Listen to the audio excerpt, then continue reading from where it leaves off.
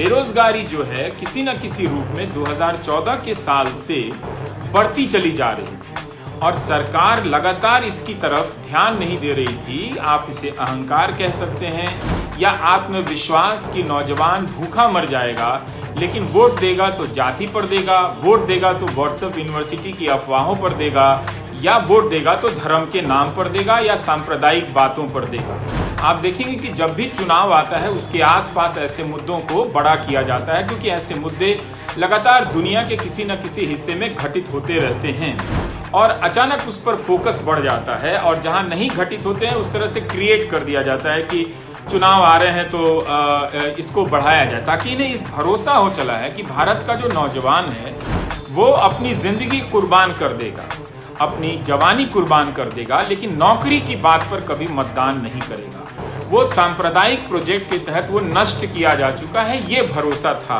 आप हमारा कार्यक्रम देख रहे हैं, वो लोग बुढ़ापे की तरफ जाएंगे और उनका बुढ़ापा खराब हो जाएगा, क्योंकि उनकी जवानी तो कुछ हुई नहीं, अच्छी नौकरियां नहीं मिली। आप इस भरी जवानी में 5 साल 7 साल काटे गए और जब भी चुनाव आता है तो आपके कानों में ये बात भरी जाती है कि नहीं नहीं, धर्म के नाम पर वोट देना है, धर्म के नाम पर ये करना है। आपके भीतर कई तरह के भय पैदा कर दिए जाते हैं, लेकिन कोई ये नहीं कहता कि आप इतने बार से वोट देते आ रहे हैं तो हम आपके लिए कॉलेज इतना अच्छा बनाएंगे कि आपकी क्वालिटी अच्छी हो, जब आप बाजार में जाएं तो आपको अच्छे स्तर का काम मिले। और ये किताब कहती है कि मैन्युफैक्चरिंग में भारत में विदेशी निवेशक इसलिए कम आए कि उन्हें लायक नौजवान कम मिले, और ये लायक नौजवान सिर्फ स्किल इंडिया से नहीं आते। आप सिर्फ पेचकस चलाने के हुनर से या आरी चलाने के हुनर से आप अच्छा बढ़ई नहीं बन सकते। अच्छा बढ़ई वो होता है जो बहुत तरीके से समाज को जानता है। आपके पास अब मौका कम था, आपके पास दुनियादारी को समझने के लिए यूनिवर्सिटी ही एक जरिया थी, क्योंकि अब आप उस तरह से काम करते हुए नहीं बड़े हो रहे थे और यूनिवर्सिटियां बर्बाद कर दी गई। बिहार के चुनाव में ऐसा लग रहा है कि रोजगार एक बड़ा मुद्दा है और इस मुद्दे को लगातार दबाने का बहुत प्रयास किया गया। अब आप एक देश की आर्थिक स्थिति को आप ठीक से देखें तो वो स्थिति क्या है, वो स्थिति आप मार्च के बाद की स्थिति से ना जोड़कर देखें कि तालाबंदी हो गई है, उसका कुछ किया नहीं जा सकता था, अर्थव्यवस्था नीचे चली गई है और ऐसे में एक तरह से नौकरी की बात बेमानी है। लेकिन 2017-18 के साल में ही 1 करोड़ रोजगार कम हो गए थे और लगातार रोजगार में गिरावट आती जा रही थी, जिसका जिक्र आपको 2 सोर्स से मिल रहा था। एक centre for monitoring Indian economy से और दूसरा नेशनल सैंपल सर्वे से। लेकिन नेशनल सैंपल सर्वे से जब 2018 में वो रिपोर्ट आने वाली थी, आपको याद होगी ये बात की जब बेरोजगारी की दर 6 से ज़्यादा हुई तो सोमेश झा ने, जो बिजनेस स्टैंडर्ड के पत्रकार हैं, उन्होंने ये रिपोर्ट छाप दी कि ये रिपोर्ट आने वाली है और 45 साल में लगभग 4-4.5 दशक के बाद भारत में बेरोजगारी इतनी ज़्यादा हुई है। उस रिपोर्ट को दबा दिया गया और बहुत देर में जारी किया गया और फिर कहा गया कि इसके पैमाने बदल दिए गए हैं, इस तरह से देखने की ज़रूरत नहीं है कि 45 साल में सबसे ज़्यादा बेरोजगारी हो गई है। लेकिन आप यूँ देखें कि बेरोजगारी बहुत भयावह होती जा रही थी। इस बहुत सारे संकेत हमें मिल रहे थे कि जब भी सरकार वैकेंसी निकाल रही थी, और किस तरह की वैकेंसी निकाल रही थी, जो 4th ग्रेड की वैकेंसी निकाली जा रही थी तो उसमें इंजीनियर और मैनेजमेंट की पढ़ाई करने वाले लोग अप्लाई कर रहे थे। साथ ही आप याद करें तो 2014 के बाद की खबरों को, तो यूपीएससी की जो सीटों की संख्या में कमी आ रही थी, आईएएस आईपीएस की भी संख्या में कमी आ रही थी, तो बड़े स्तर की परीक्षाएं कम हो रही थीं। राज्य लोक सेवा आयोग, जैसे हम बीपीएससी यूपीपीएससी कहते हैं, इनकी नौकरियों की संख्या कम होती जा रही थी और इनकी नियुक्तियों में देरी हो रही थी। दूसरी तरफ प्राइवेट सेक्टर में क्या हो रहा था, ये हमें समझने की ज़रूरत है। प्राइवेट सेक्टर में 2 चीज़ें हो रही थी। हमारा मैन्युफैक्चरिंग सेक्टर जो 2014 तक ठीक ठीक चला, पहले कभी बहुत अच्छा नहीं था, और कंस्ट्रक्शन निर्माण क्षेत्र में काफ़ी नौकरियां मिली थी। ये 2 ऐसे क्षेत्र थे जिनमें ऐसे लोगों को ज़्यादातर नौकरियां मिली जो ज़्यादा कौशल वाले लोग नहीं थे, ज़्यादा उनमें हुनर की बहुत कमी थी, इसलिए बहुत कम पगार पर नौकरी पाए। इन्हें हम मिला जुलाकर असंगठित क्षेत्र कहते हैं। खेती से बाहर जितने भी लोग काम करते हैं, आप देखेंगे कि उनमें से ज़्यादातर 99% लोग इसी असंगठित क्षेत्र में काम करते हैं। असंगठित क्षेत्र में काम करने वाले ज़्यादातर यानी 60% लोग ऐसे हैं जो स्वरोजगार में है। तो आप नारा मत दीजिए, ऐसे ही सारा देश जो है वो स्वरोजगार कर रहा है, वो अपना ही कारोबार कर रहा है, लेकिन उसकी कमाई बहुत कम है। 10,000 रुपये कमाता है महीने का या 15,000 कमाता है। तो आप सारे दुकानदारों को आप अरबपति ना समझ लें, आप अंबानी या अडानी ना समझ लें। तो क्या हुआ, और दूसरी तरफ कंस्ट्रक्शन, जो निर्माण क्षेत्र थे जिसमें बिल्डिंगें बन रही थी, हाईवे बन रहे थे, तो उनमें लोगों को काम मिल रहा था, और काम मिल रहा था मगर तनख्वाह बहुत कम थी। तो काम मिलने के बाद भी भारत में आर्थिक असमानता और बढ़ती चली जा रही थी। जिन्हें नहीं मिल रहा था वो बेरोजगारी और गरीबी को बढ़ा रहे थे, और जिन्हें मिल रहा था वो भारत में आर्थिक असमानता को बढ़ा रहे थे। तो उनमें इतनी आर्थिक शक्ति नहीं थी कि वो उपभोग बढ़ा दें। तालाबंदी से पहले नोटबंदी की एक घटना हुई। तो क्या हुआ, नोटबंदी के बाद उद्योग धंधों की हालत चौपट हो गई, निर्यात हमारा गिर गया। तो उस कम कमाई वाले काम की संख्या कम हो गई, रोजगार कम हो गए, करोड़ों करोड़ों रोजगार कम हो गए, और उनका पगार कम हो गया, उनका वेतन बढ़ना बंद हो गया। इस वजह से बेरोजगारी इस देश में बेतहाशा हो गई। आपको ये बात समझने की जरूरत है कि बेरोजगारी आज बेतहाशा नहीं हुई है। बेरोजगारी जो है किसी न किसी रूप में 2014 के साल से बढ़ती चली जा रही थी, और सरकार लगातार इसकी तरफ ध्यान नहीं दे रही थी। आप इसे अहंकार कह सकते हैं या आत्मविश्वास की नौजवान भूखा मर जाएगा, लेकिन वोट देगा तो जाति पर देगा, वोट देगा तो व्हाट्सएप यूनिवर्सिटी की अफवाहों पर देगा, या वोट देगा तो धर्म के नाम पर देगा या सांप्रदायिक बातों पर देगा।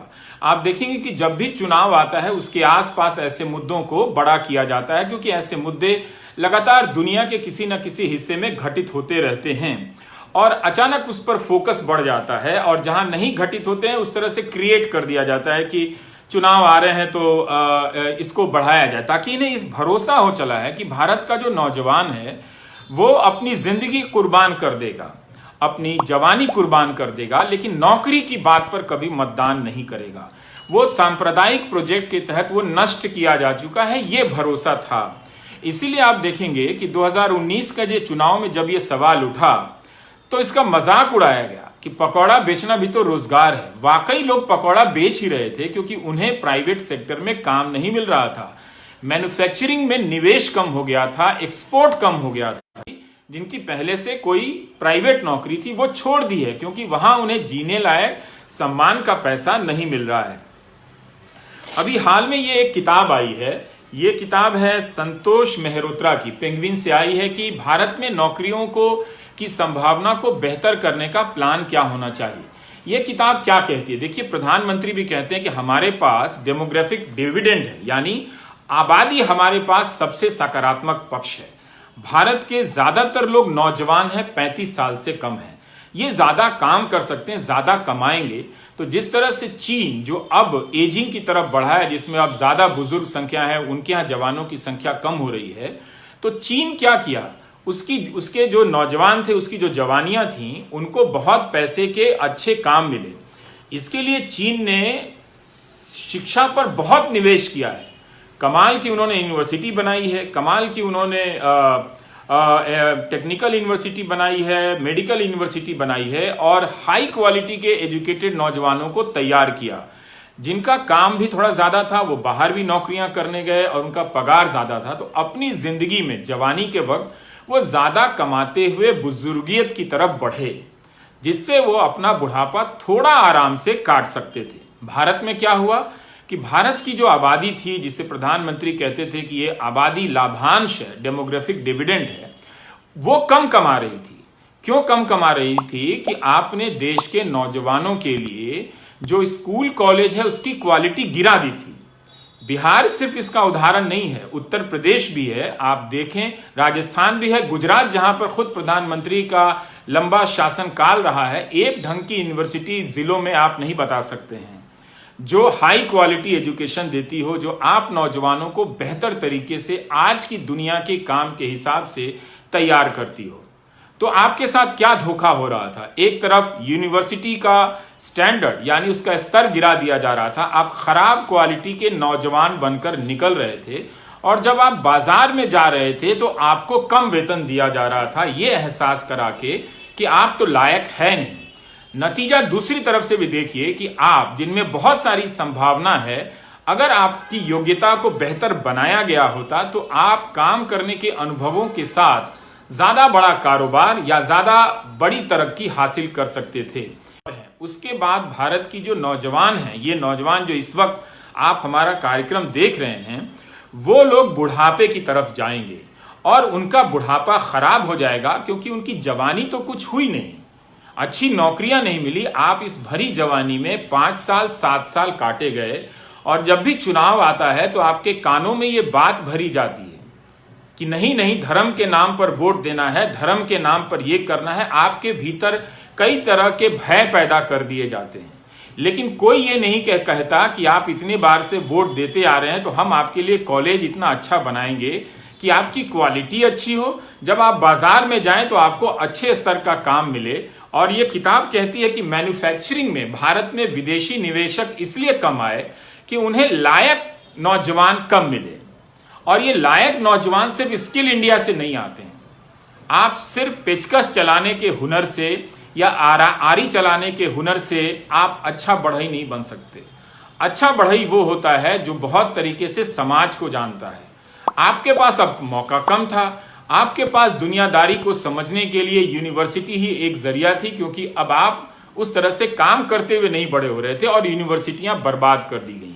तो इसलिए आप बेरोजगार बनाए गए दो तरह से, कि आप लायक नहीं बनाए गए तो आपको काम नहीं मिला, और जिनको काम मिला उनको इतना कम मिला कि वो सिर्फ जी सकते थे, सिर्फ जी सकते थे। तो इसलिए वो रोजगार में भी गरीब होते, नौकरी पाते हुए भी वो गरीब हो रहे हैं, और जिनको नौकरी नहीं मिली वो तो गरीब हो ही रहे हैं। और ये आबादी 90% है। यहां से आप देखेंगे तो भारत में बेरोजगार नौजवानों की भीड़ बहुत ज्यादा है। इस भीड़ में दो तरह के लोग हैं, जिन्हें नौकरी नहीं मिली है और जिन्हें मिली है उनका पगार, उनका वेतन बहुत कम है। और इन दोनों सवालों को पिछले 6 साल में किनारे लगाया गया इस आत्मविश्वास के साथ कि भारत का युवा कुछ भी हो जाएगा, सांप्रदायिक और जातिवादी बातों के से अलग नहीं होगा। यह कमाल का आत्मविश्वास था, जो एक तरह से बिहार में भी कई लोग कह रहे हैं कि सही साबित हो सकता है कि नौजवान जानता है कि वो बेरोजगार है, जानता है कि वो नौकरी नहीं मिल रही है, लेकिन कभी पाकिस्तान, कभी धर्म, कभी संप्रदाय का चेहरा दिखाकर वो इनके बहकावे में आ रहा है। अगर प्रधानमंत्री 2019 में कहते कि हाँ ये एक बड़ी समस्या है और हम इस पर गंभीरता से आगे तब बढ़ रहे हैं, तो बाद में भी इस बात समझ में आती। लेकिन उन्होंने इस समस्या को स्वीकार नहीं किया, उसे माना नहीं कि नौजवान इस तरह से तकलीफ में है, बल्कि मजाक उड़ा दिया कि पकौड़ा बेचना भी तो रोजगार है। और एक तरह से वो सही साबित हुए, क्योंकि नौजवानों ने कहा कि पकौड़े की बात छोड़िए, पेट बाद में देखेंगे, देश पहले देखेंगे। तो दोस्तों बस इतना ही, नमस्कार, थैंक यू। इस खबर को अभी लाइक करें, शेयर करें, अभी चैनल को सब्सक्राइब करें और घंटी जरूर दबाएं।